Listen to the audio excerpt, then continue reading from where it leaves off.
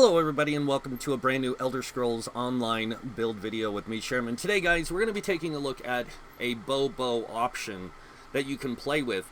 And I'm going to take it a little bit further at the end of the video. I'm just going to show you the build first, and then I'm going to, at the end of the video, I'm going to go into a lot of different details and how you can put this together to play different roles if you so choose. But that's up to you. I'm not going to restrict you. I'm just going to give you suggestions on some sets you could use to help you play that way. That's it. Alright, so let's get started. So this is a Templar bow starter build. This is to help you get started. I don't have CP placed yet. The reason why is because I want you to see the basics of this build, like how basic it really can be without any CP. So, as you can see, we have 8k magicka, 16k health, 30k stamina, and we have 1318 stamina recovery, 2395 weapon damage with a 47.5% critical. We do have 13k spell resist with a 11k physical resist, which is pretty good, pretty standard for a Templar in medium armor. Okay, and then going down here, we are using the Thief Monostone to increase our crit capability because of the set choices we have available when you start out. Because when you start out, you're not going to have a lot of set choices for really good stuff. We are also using blue food. So we are using max health, max stamina blue food. This is going to give you a good option to start with. And I would suggest using like the potions like this, but in game. I forget the name of them. They give you stamina, stamina back. They give you stamina recovery. They give you major brutality, and they give you increased weapon damage and weapon critical. So really good potion for that because it's going to help you with your damage capabilities. Now this build, when I say starter build, this is to help you get started in the game, playing through Overland, playing the content there, playing into dungeons, and getting started in dungeons. I would not try to play this into trials because you are lacking certain tools that are going to make you more effective in trials. It's not that it wouldn't work, it's just it wouldn't be as good as it possibly could be. Alright, so let's go over the sets that we're running. The two sets we're running jewelry and head and shoulders of one set, and then on the other one we're running a 5-piece body set of chest, legs, belt, boots, and gloves. So one of the sets we're running is called the Ranger set. And the Ranger set is actually a really good set if you can use it right, because of how it can work to your advantage. Because you are a new player, you don't understand how to use resource management and stuff yet. This is going to give you a good option or a good tool to get started and teach you how to manage your resources more effectively. So the way this set works is it gives you, on the 2-piece, stamina recovery, 3-piece weapon critical, 4-piece stamina, 5-piece stamina recovery, and the 5th piece, the other 5th piece bonus, is actually a pretty interesting one. A lot of people don't understand. Like, you get snared all the time, even in PvE. So having a way to remove those snares, especially for a new player who doesn't know how to break free or doesn't understand that they can roll dodge, this will help you out. Okay? The next set we have is called Briarhearts. Now this is a little bit more complicated set to get because where it drops in one of the DLCs, but you can buy this through guild traders. And if you can't get a hold of this set, there is another set I will make a suggestion for, and it's the one that drops in Vardenfell. It is the other medium armor set there, and that one will summon a creature for you that'll help fight. And it's actually a really powerful set to get started with. And then the other one that you can use to get started with is Griffin something or other, drops in Somerset. These 3 sets are really good sets to start with. I chose Briarheart because I love the combination with Ranger.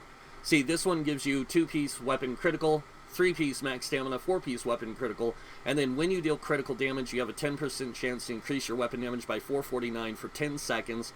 While this effect is active, your critical strikes heal you for 609. This effect can occur once every 15 seconds. See, that heal is really good because it's going to give you better survivability while you're in combat, especially because there's a lot of things you got to understand about playing the game. It can be really challenging for you when you first start because you don't have a lot of proper tools that make you have better survivability. So using tools to your advantage really gives you that advantage to play the game. And the way we have this set up is I went all divines on the gear because this is going to give me the better option with using a Mundus stone. It's going to allow me to take greater advantage of that Mundus stone. Later on, I might want to try different sets, like, and we'll get into that later, but I might want to try some different sets. Now, moving on down to the jewelry, we are running 3-piece Ranger. And as you can see, we have all robust jewelry because we're not really going to be playing this character, like this setup, to play end game. Like, we're going to play this character to play Overland. You know, do delves, public dungeons, world bosses, that kind of stuff. And if we want to play this in normal dungeons or even veteran dungeons, it would probably be better to swap our stuff out, like get a monster set. So we have something else that can proc damage and things like that. It's really important that you know how to take advantage of your character's tools. Alright, moving on to the weapons. We are using 2 bows of agility. Both of them are infused. One has Crusher on it, one has increased weapon damage. It has a weapon damage enchant. And this will increase your weapon and spell damage by 452. Now, the reason I did Crusher is when you first start out, there's a lot of tools, like I said, you're lacking. So this is going to help you give you better penetration on your enemies. It's just going to help improve your damage against them. That's it. Now, if you're in a group that has a tank, don't worry about it, because you can use this to apply Crusher to other enemies that the tank can't, because they're not focused on that enemy. They're trying to keep the melee mobs off their allies, so they're trying to taunt them up first. They can't taunt apply Crusher to all the other ones, but you can. So it gives your group a slight advantage. Now, on the body pieces, we are just using all stamina enchants because this is a starter character. You're not going to branch out into trying to play a tank or a healer or anything else with it. You're going to stick to playing a damage dealer because that's going to be the most effective way for you to play this character in the beginning. When you get more comfortable playing the game, then you can take on other roles and responsibilities by learning how to do it. Right. So that is that for the gear. Now let's go ahead and move on to the skills. Now, I unlocked a bunch of different skills. I'm going to go over all of them and tell you why I picked them and show you why. The first thing I'm going to tell you, though, is always make sure you get all your class passives, because like I say this all the time, you never know what abilities you're going to use and take advantage of. So always unlock your class passives.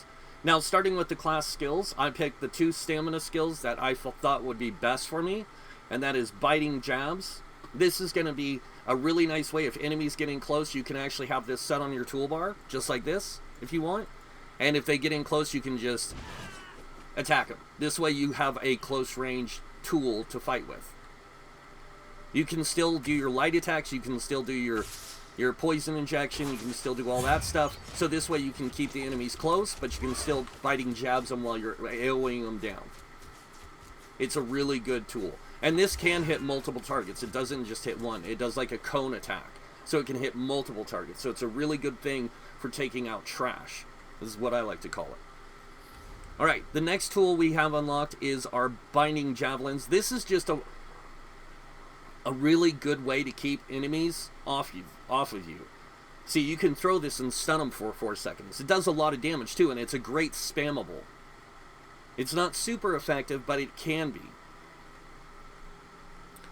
The next skill is in Dawn's Wraith. We have Power of the Light. We have this because this can apply Minor Fracture and Minor Breach. This is a very good tool for our group.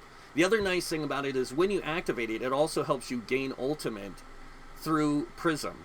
Casting a Dawn's Wraith ability generates 3 ultimate every 6 seconds. This lasts for 6 seconds, so it's really nice. And it stacks a lot of damage. So anytime you do dot damage to the enemy, it helps you stack it up really good, so that way they take more damage when the effect ends on this.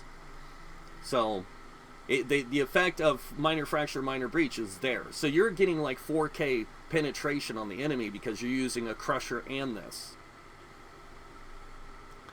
Moving on to Restoring Light. One of the skills you can use is Repentance. This is a really good one if you're having resource issues in a dungeon to help you sustain your resources. It also heals you, which is even better. The next ability we have is Restoring Focus. This is just for survivability purposes. If you're struggling getting through dungeons because you're dying too much, use this ability. It'll give you increased resistances and just gives you better survivability. The other nice thing about it is once you activate this ability, it gives you a stamina recovery. It gives you 240 stamina every 1 second. So you constantly restore stamina along with the recovery rate you have every 2 seconds. So it stacks it up, and it's a really good, beneficial tool for that. All right.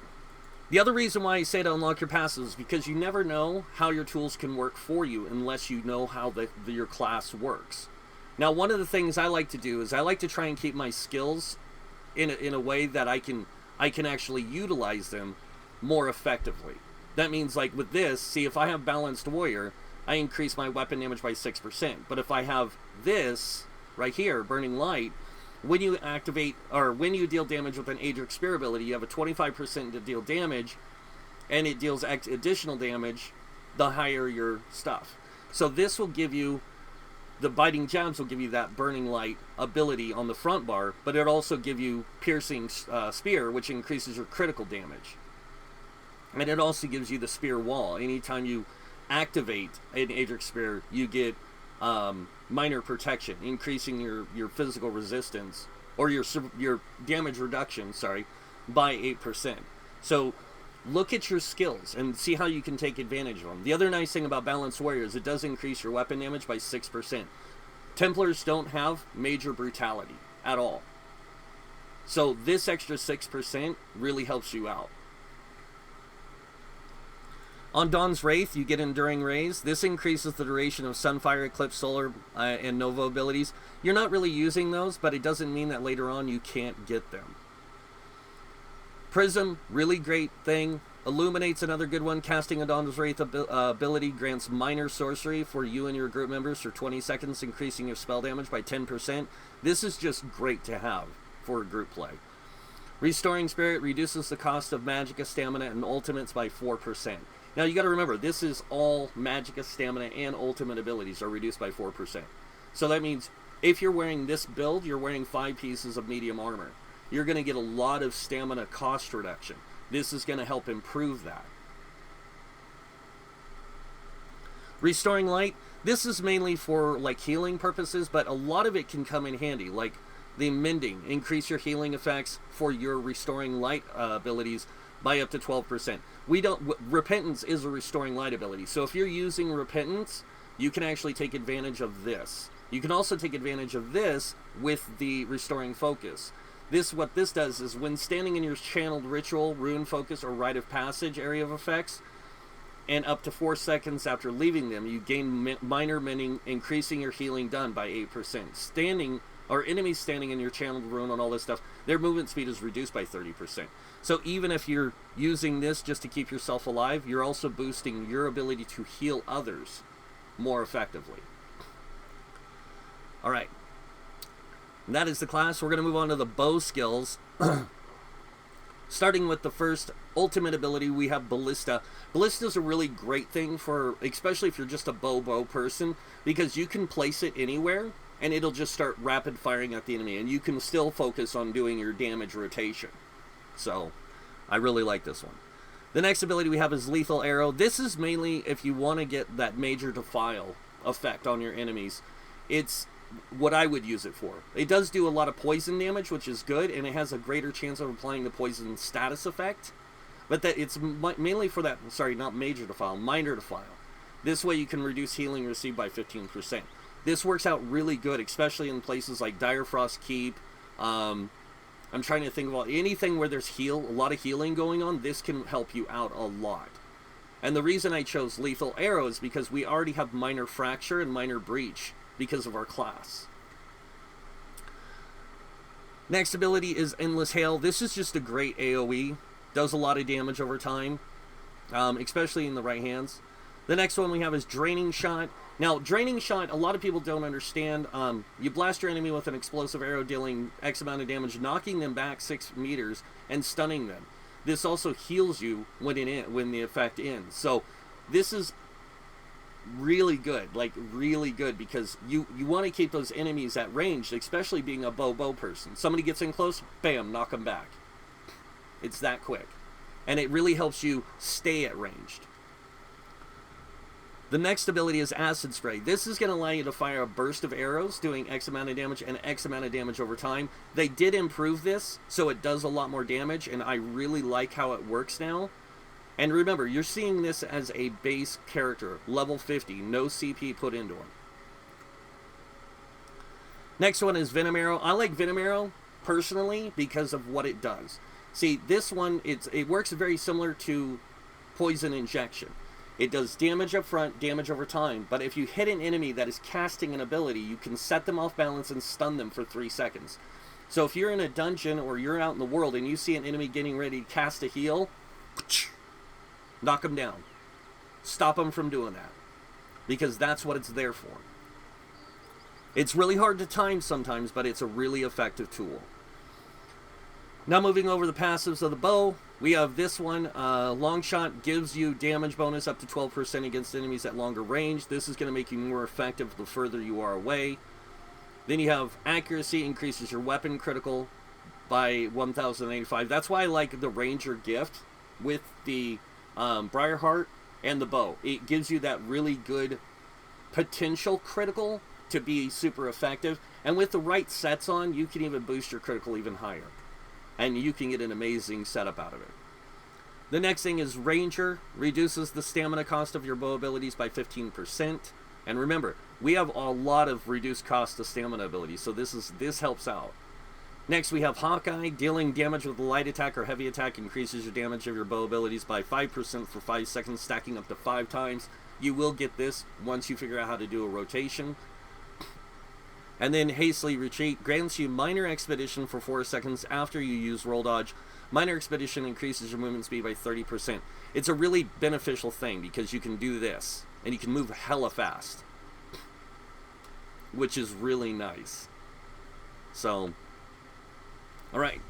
Now moving on to armor passives. Since we are just using 5 pieces of medium armor, you can also learn light armor and heavy armor. These are going to be helpful for you later on. For this particular setup, they're not going to be so helpful. But medium armor is going to be really helpful for you because of its benefits. Starting with Dexterity. Increase your weapon critical by 328 for each piece of medium armor equipped. As you can see, we get 2300 because we're wearing 7 pieces of medium armor. We get a lot of crit out of this. Another thing that you can do here is you can learn the passive. The one I like for when I'm playing PvE is this one. I like Elude because it allows my effect of the major evasion to last longer. And since I'm not using dual wield, I'm using bow and bow, this just gives me a way of reducing area of effect damage if I need it.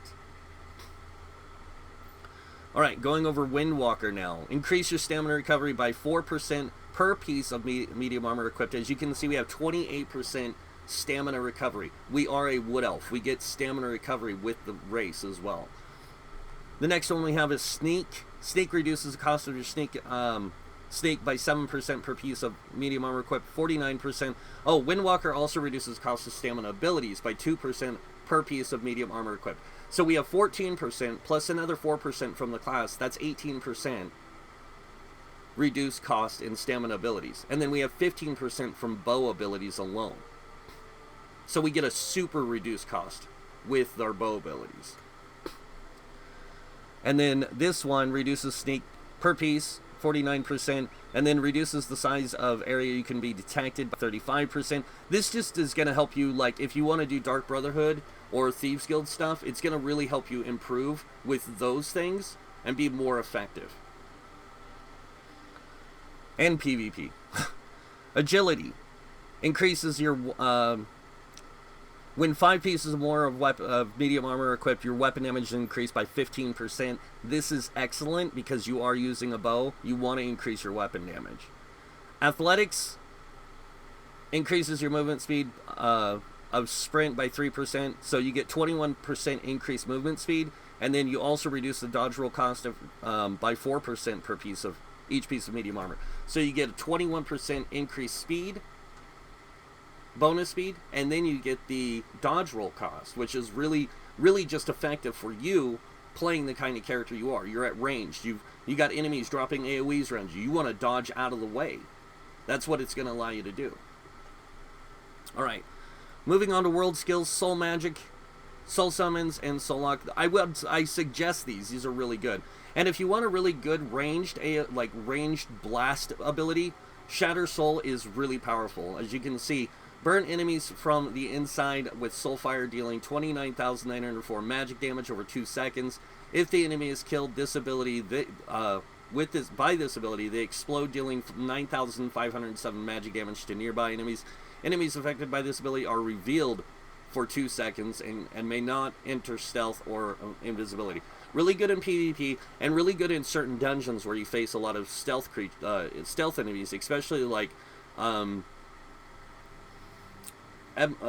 one where you get the Ebon Armor, Crypt of Hearts 1 and 2, and one of them in Crypt of Hearts, there's a lot of stealth guys, and this really helps stop those guys from going stealth. Moving on to Guild, Fighters Guild. You're going to want to unlock every passive Fighters Guild. This is going to give you a massive benefit. The reason why, Slayer increases weapon damage by 3% for each Fighters Guild ability slotted. Banish the Wicked is going to give you ultimate gen whenever you kill an undead, Daedra, or werewolf. You fight a lot of these in dungeons, especially Daedra and undead. Next, you have Skilled Tracker. This is just mostly to help you with fighter guild stuff. Yeah. And then we have Bounty Hunter. More Fighters Guild stuff for Cyrodiil. Mages Guild, you only need Persuasive Will. And I am going to go over the skills here real quick in Fighters Guild. Flawless Dawnbreaker is another excellent ability when enemies get up close, because you can drop this on them and it does a ton of damage, up front and over time. On top of that, while slotted, your weapon damage is increased by 5%. This just helps you boost your damage on the front bar more effectively. Alright. We also have Silver Shards here, just in case you want more of a conal attack. It's a really great ability. Not a lot of people use it because they don't think it's a good ability, but it is. So you can see for yourself. There we go. That's how it works. Boom. And if you watch, it'll actually bounce off of them. It ricochets. Because it'll do more damage. So the way this one works is Silver Shards fires a Dawn Guard Vampire Hunter's crossbow bolt to strike an enemy, dealing X amount of damage and reducing their movement speed by 4 seconds. Fires up to 5 additional bolts at other enemies near the initial target for 47% less damage. So it hits them and it AoEs out. It just explodes the arrows outwards. It's pretty nice. For this, we are using Lightweight Beast Trap. This is going to give you a really nice way to get the Minor Force, increasing your damage output by 10%. And you can use this at 28 meters of range. So you can be like way over here and still throw your trap. And all you have to do is put it near them. As long as you put the circle near your target, you can even do it like this and it'll still hit them. And it gives you that Minor Force for so many seconds. It's really hard to maintain this version of Minor Force. That's why I like the Griffin set that drops in Somerset, because it gives you Minor Force anytime you do certain things. So it's really nice, especially in combination with Ranger. Alright, moving on to the Mages Guild. We only need Persuasive Will for questing, and that's it. Psijic Order, I would suggest getting Crushing Weapon. It's a really good one for range because you can use it in place of something, and you can just sit here and just...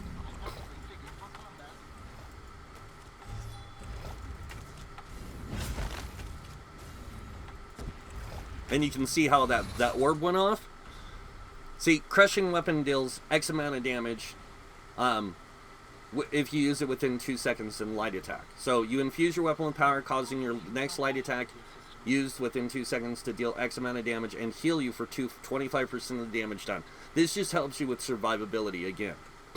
But if you have the Clairvoyant or the Spell Orbs passive, what this does is it allows you to shoot an orb at an enemy, dealing 2,817 physical damage, whichever is higher. So either magic or stamina. And since we're Magicka based, it's really good. And you can also take advantage of Concentrated Barrier and Deliberation. So, like, when you activate this and you fire, as soon as you start to activate it, you will get minor protection or major protection for like a split second. But it's enough that if you're doing this and you're focusing this a lot,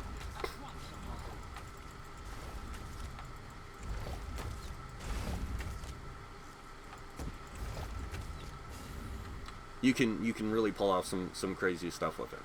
All right, so it's just really good. The Concentrated Barrier is more the reason why, is because you get this bubble, so you can protect yourself if you need to, especially when blocking an attack from a boss or something. You can use this, and that shield will absorb some of that hit, and you can let your resistances soak up the rest in your health. All right, moving on to the Thieves, or the Undaunted. On the Undaunted, Shadow Silk is a really, really powerful skill for you. The reason why I say that is because it's a synergy. It gives your group something they can activate from, and you don't have a lot of those as playing this type of character. So having this allows your group to have a synergy so they can get resources back through the Undaunted passive. So this is going to help you do that. And also, whenever anyone activates a synergy, it also activates a special effect of it. So hurl webs to ensnare your foes, reducing their movement speed by 50%. After 5 seconds, the webs explode, dealing X amount of poison damage to enemies within a ranged ally target a ranged ally targeting an enemy in the webs can activate the Black Widow's synergy, dealing 7,009 poison damage to them and summoning 2 spiders to attack for 15 seconds. The spiders bite enemies for X amount of damage and poisons them for X amount of damage over 10 seconds.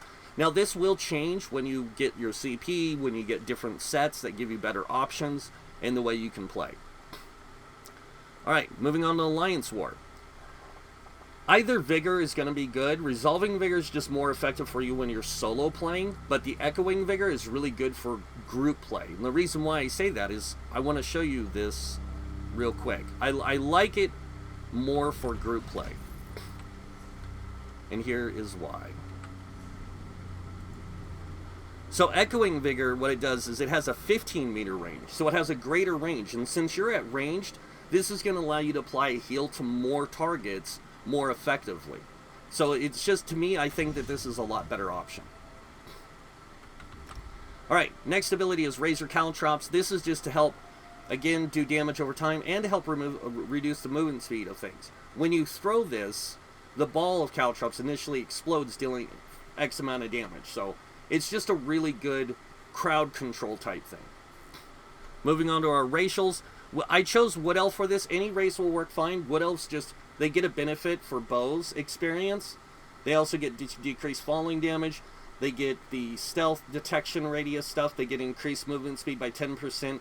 And your physical and spell penetration by 1500 when you roll dodge. Really applies well to the bow. Ifri's Endurance increases your stamina recovery by 258. And Resist Affliction increases your max stamina by 2000. And poison resistance by 2,310. You gain immunity to poison status effects. Another thing that I would suggest doing is working on your alchemy proficiency, or your ability to do alchemy, just so you can get this one passive, medicinal use. This helps you with your potion use a lot. And then provisioning, gourmand, and connoisseur. This will allow your food and drinks to last 20 minutes longer. So, like with the food we're using 20-minute food. It's going to last 20 minutes longer. Alright, now I'm going to show you the skills the way I have them set up on my bar. You can choose how you want to set them up. It's up to you. This is your character, not mine. I'm going to go with this setup for being close ranged and being able to be at range. So I'm going to use Biting Jabs, Draining Shot, Venom Arrow, Silver Shards, Echoing Vigor, and Flawless Dawnbreaker. Now the reason I'm using Echoing Vigor is so this way I can do this and keep myself alive. That's it.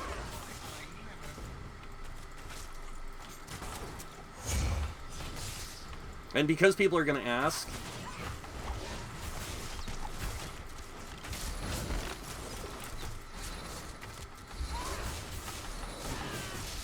There you go.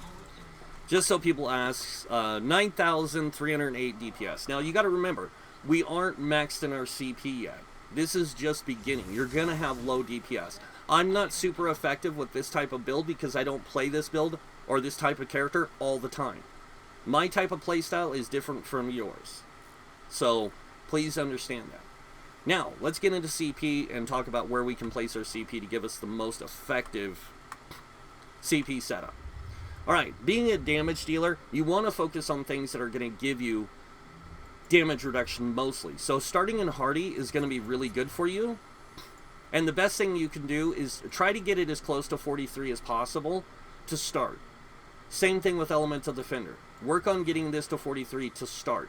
This is going to give you a well-rounded damage reduction to start with, so when you get further into the game, you can actually take advantage of it. Then what I would suggest doing is moving on to something like Ironclad. Ironclad's going to give you damage reduction from damage over time, direct damage attacks. And I would probably take this up to, again, 10%. This way you get a 10% out of it. Moving on over here, then I would work on this, and I would do the same thing here, taking this up to 10%. The reason why I say this is going to give you the more effective overall damage reduction. See, this one reduces damage taken from damage over time effects by 10%. This stacks with Hardy and Elemental Defender, which are also giving you 10%. As you're doing this, though, you're also unlocking some of these benefits up here. See, you're unlocking Spell Absorption.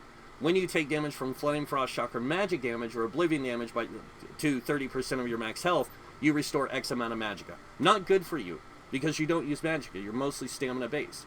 But if you were playing a Magic-based character, this would be good for you. But this is the one that you're more interested in. Critical Leech. When you deal critical damage, you heal for 330 health. This effect can occur once every 5 seconds. So every 5 seconds, you're going to get Critical Leech to fire off. And every little bit can help. From here on, it's really up to you how you want to set your CPs. Some people like to go 81 in here, because 81 gives them a really high direct damage thing. They like to go 56 in here or 66, because 66 is going to give you a really high one, and 56 is going to give you really high. I prefer 56 because I like to balance my character out with some other stuff. When it comes to thick skin, it varies, again, what people like to do. I like to do 31. The reason I like to do 31, because if I need to adjust it with other things, I can. The reason I like to save some of my points is so I can adjust my character through other means. One of the things I like to do is this. I love to give myself 19 points in here so I can get 5% healing received. This helps me with the heals I receive from my healer. It allows me to have better survivability, and it's just a personal preference. Then, what I like to do is I like to boost my resistance level with my armor and stuff. So you can see I put 10 into each. This gives me 1,000 physical resist while wearing 5 pieces of medium. This gives me 1,000 spell resistance. Now what I'm going to do is I'm going to split this up, not equally. I'm going to put 3 into here and 4 into here. This way I can get the maximum amount of resistances. Now you'll see I have 15,000 and 12,000. This is my base resistances now. This helps me mitigate damage more effectively. It allows me to get greater damage reduction. And my health also went to 20,000. Alright, going back to the champion points, we're going to go into the green tree now. The green tree is kind of iffy. I like to start here, especially if I'm playing a stamina character. And what I like to do is I like to start with my Mooncalf. This is going to allow me to boost my stam recovery. Because as a character with the tools I already have really good other things, like dodge rolling, all that, because I'm wearing 5 or 7 pieces of medium. But as I progress, this is going to be more effective. And eventually, I want to go up to 75. This gives you 14%. Some people think you need to go to 76. It doesn't really change anything. This is going to be the same. And then I like to go 43 into tenacity. The reason I like to go 43 into tenacity is to get the 10% return on my fully charged heavy attacks. Your base return on heavy attacks is 30% of a base damage number. This gives you, so it gives you 30% back and then another 10%. That's 40% back. That's as good as you're going to get it unless you dump a lot of points in here. But you're going to want to take advantage of the rest of your character. So what I like to do over here is focus into Warlord. Warlord allows me to reduce the cost of my break free, and I like to go 40 points in here. This allows me to break free at a cheaper cost. Next, I'm going to go into Sprinter, and I'm going to go 16 into Sprinter. This is going to reduce my sprint cost by 10%. Remember, I already have a reduced sprint stuff because I'm wearing medium armor. This helps me also reduce that cost, so my stamina doesn't get burned away with me sprinting. The next thing I'm going to do is I'm going to take something that most people don't, and that is bashing focus. See, even with being a damage dealer, you still bash enemies because you need to interrupt them, especially if you're playing in an organized group. Having the ability to interrupt enemies is important, especially if you're in a really organized group. So having that reduced cost saves you resources. Moving on over here to the last green tree, we have 80 points left. The best thing we can do, and this is literally the best thing we can do, is to spread our points between Tumbling and Shadow Ward. The reason why, it saves us resources. If we got to block an attack, this saves us resources from blocking. It's not a whole lot, but it's something that saves us resources. And you don't have to do this. You get to choose how you want to do your CP. I'm just showing you what I use. So we're going to confirm this, and I'm going to show you this. Now my stamina is 36,000. And my max health is 20,000. My recovery went to 1462. And that's because of the way I have my character set up right now. See, I have greater survivability because my health pool is bigger. My damage output is higher because I have higher stamina. This is what makes your character more effective to play the game. Now we got one more tree to deal with, and this is the blue tree. The blue tree is all about damage, okay? Now, since we are using a heal, we can take advantage of that, because it would be helpful for our group if we're going to use a heal to take advantage of it, and also for ourselves. So what I like to do as a damage dealer, I like to start here, okay? And I like to start with Mighty. And we'll get back to that healing thing here in a second. But let's start with Mighty. Mighty is going to give us our greatest damage potential starting off. So you're going to want to get this up to 43 first. This is going to increase your physical damage output and your poison and disease output by 10%. Templars already get 6% weapon damage. Remember that. So this will help. The next thing you're going to want to do is start on precise strikes. Now what I like to do here is I like to go to 23 so I can get a increased critical and critical healing done with stamina abilities by 10%. This way I get that. It's like minor force, but for healing and damage. Next, I want to put in a thaumaturge. This is going to increase my damage over time with my poison effects and some of my other abilities.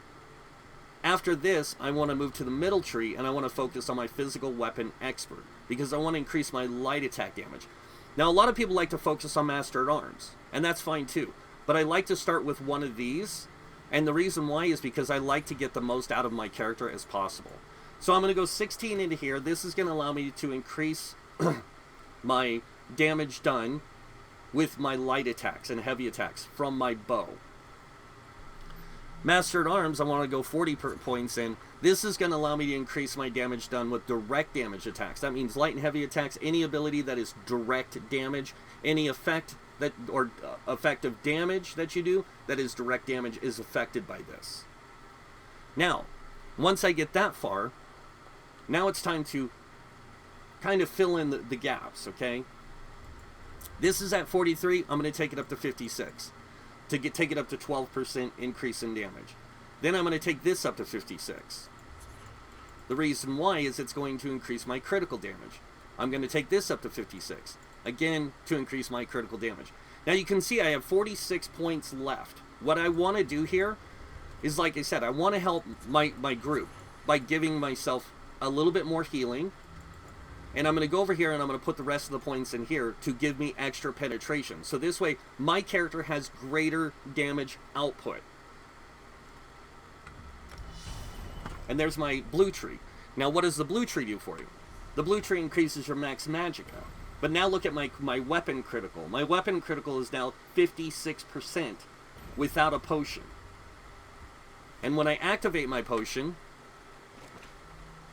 my critical goes up to 66%, and I have a 2,822 weapon damage.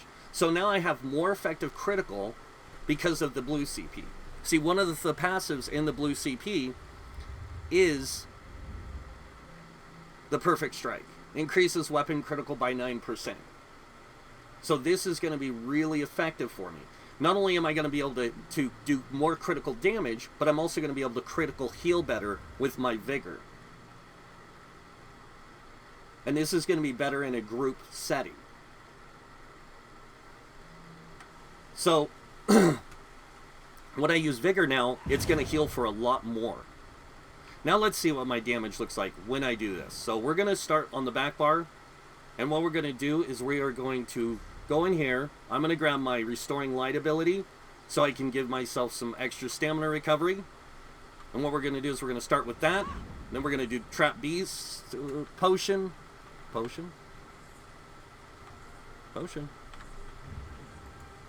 Oh. Alright, here we go.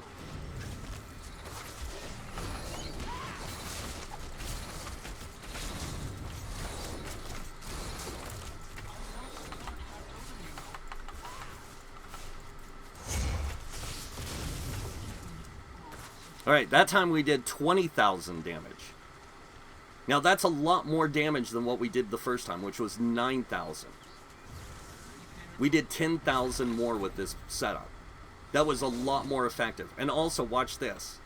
When I use this, and I stay inside the circle, I also go to 23,000 spell resistance, 20,000 physical resistance. So not only am I playing my character to the fullest potential, I'm playing to the most effectiveness. Because I'm taking advantage of all the tools I have to give me that greater potential. And this is what you have to know when you play a character, is trying to take advantage of all the tools available. So, and it's really up to you. I mean, I can show you this over here too. I'll go ahead and show you guys what it would be like if I was fighting in a trial with this build. And you can decide on your own if you like it or not. But, you know, I would suggest against it.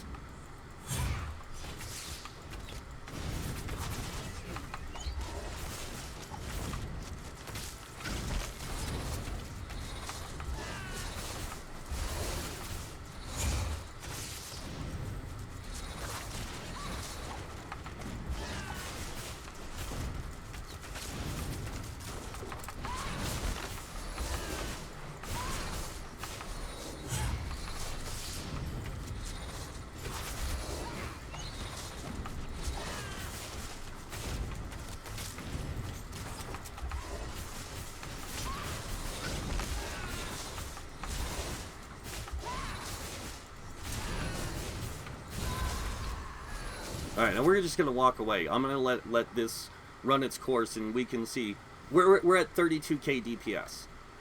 And this is with a stamina build that is made to be a starter build. Okay, this is to help you get started in the game. There's other sets you can get a hold of that are going to make you more effective at the end game. A lot more effective. And this just helps you get started. Now, like I said, remember how I told you guys at the end of the video I would tell you some options and things that you could use depending on how you wanted the character to develop and become into? Some suggestions I have, and just some advisory suggestions. If you want this character to be more tanky, let's say, you could use Reliquin with Eben and the monster set of Bloodspawn. That would be a really, really effective combination with this as a tank. And you could still play stamina DPS when you needed to, and you could still tank with it and be effective.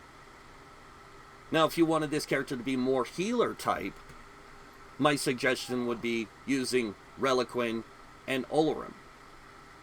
Because then you can take advantage of both those sets and how they work. The monster set would be up to you. I would suggest Sentinels, because Sentinels allows you to summon that Dwemer Spider, and when you're at ranged, it's going to be more effective for you to be at ranged summoning that Dwemer Spider. And it would be better if this was a Dark Elf, so you could hybridize your Magicka and Stamina more effectively for it. So you could take advantage of both stamina and magicka. This way you can make vigor more effective for you, and you could use some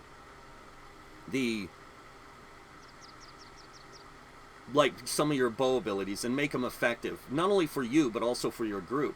Because anything that you can do to improve your gameplay, the better off you are. And the nice thing about that setup is you can actually just be like, you know what, I'm not going to be a healer today, I want to be a damage dealer. Boom, put everything back in the stamina, go grab the Thief Mundus Stone, do all that kind of stuff, and just let your magicka sit. And use your magicka for the purpose of like buffs or just group support, things like that. Like, you can still carry support skills, because your character is more of a support character than they are a damage dealer, but you can still play damage effectively.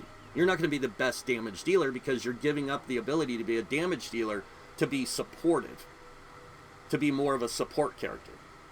But you can adjust your character like I've been showing you in how to do that. And this build is, to me, is really cool in its idea, in the theory of it. It's a really cool idea if this is what you want to play. Like, I would play something like this with those setups I said more than I would play it another way.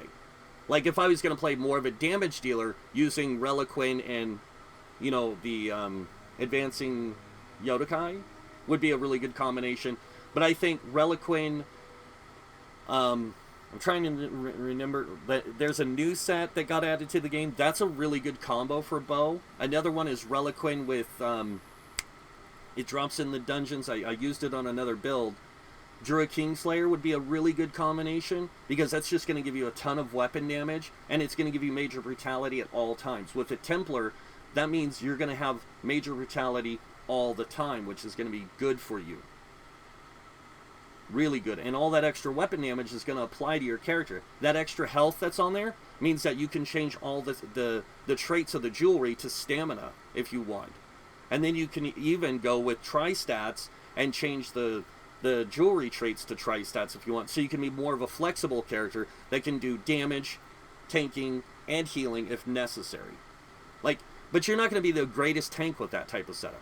Like, because you're still going to need to use sword and shield to be a really effective tank, or an ice staff, and it would be better just to use sword and shield and bow with that, because that's the way your character's set up. And you can still tank and just change out your monster set to, like, blood spawn. And then if you wanted to be a healer, change it out to Sentinels and Olorum and Reliquin. So this way you can still keep the identity of your character and still play them the way you want. So that way you're not sacrificing too much of your character. And it's really up to you on what you want to do with your character. It's your character. I'm just showing you the tools you can use. But that's it for this build video, guys. I hope that it was understandable, and I hope it helps you guys understand the game a little bit more, and it gives you guys some ideas and incentive to really want to try new ideas and stuff. And to the person who gave me the suggestion of doing this, there you go. You asked for it, you got it. And that's it for this video, guys. You guys know what's coming next. If you like this video, hit that like button. If you guys want to see more videos by me, you can subscribe. Other than that, I want to thank you all for watching. Until next time, have a wonderful day. And this guy might see you in game. Bye.